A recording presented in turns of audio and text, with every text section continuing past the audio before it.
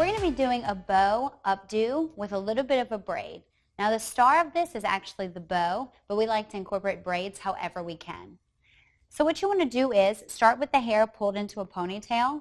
Now you can see I've only done the elastic twice. It needs to be done a third time.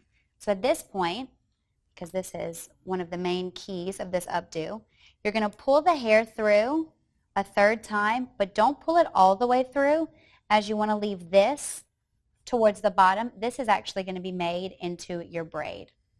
So once you have your hair pulled through like this, you're going to go ahead and split this section in half. And I'm going to start with the left side. I'm going to be putting bobby pins over here on this left side to secure it to the scalp.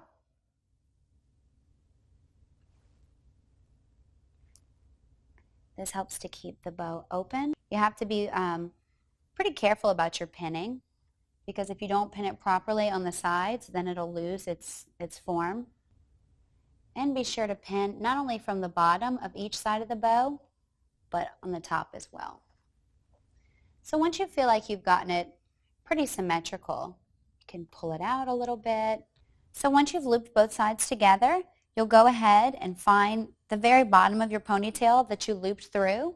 And what you're going to do with this remaining hair, this is going to be the only braid that's going to be in the updo bow. This is actually going to be brought over like this, and then you can see it looks like you have a hair bow. So let's take this section, and just like a classic French braid, we're going to take its 3 sections, braid them together like so. You don't necessarily need a rubber band for this if you feel comfortable securing it with bobby pins. That's what I'm going to do now.